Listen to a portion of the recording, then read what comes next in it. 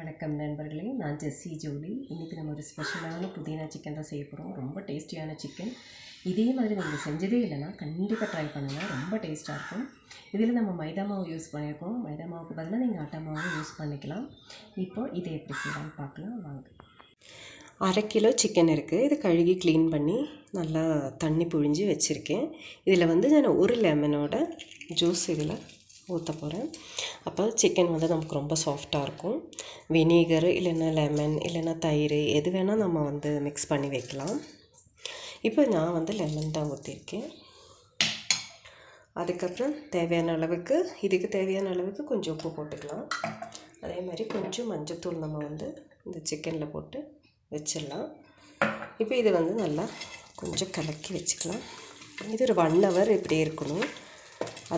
இதுக்கு தேவையான மசாலாவை நம்ம அரைச்சிக்கணும். இந்த மசாலா என்னென்னா புதினா, இஞ்சி, பூண்டு, பச்சை மிளகாய். ஒரு புதினா சிக்கன் இது நம்ம அரைச்சி இதில் மிக்ஸ் பண்ணி வச்சிடலாம். அப்புறம் 1 hourக்கு அப்புறம் ஃப்ரை பண்ணலாம்.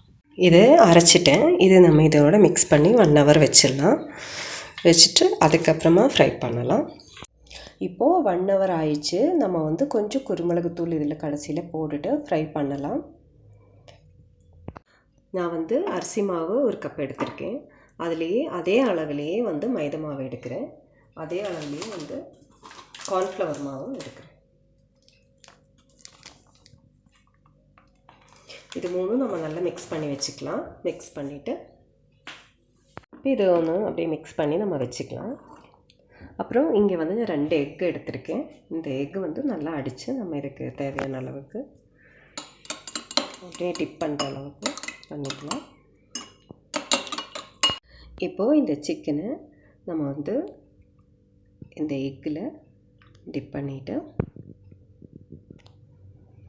நம்ம இந்த மாவில் நல்லா இப்படி பண்ணுறோம்.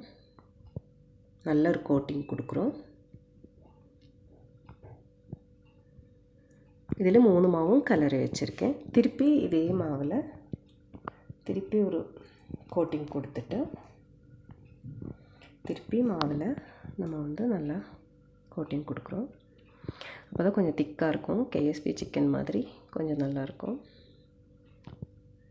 அப்படியே எடுத்து நம்ம ஃப்ரை பண்ணுறோம். ஸ்லோவில் வச்சுட்டு நம்ம ஃப்ரை பண்ணுறோம்.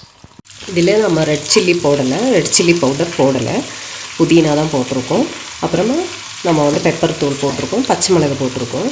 பின்ன இந்த நுரை ஏன் வருதுன்னா நம்ம எக்கு நம்ம எக்கு ஒயிட்டில் இல்லாமல் எக்கு அண்ட் ப்ளஸ் அதோட எல்லோவும் சேர்ந்து தான் நம்ம டிப் பண்ணுறதுக்காக யூஸ் பண்ணியிருக்கோம்.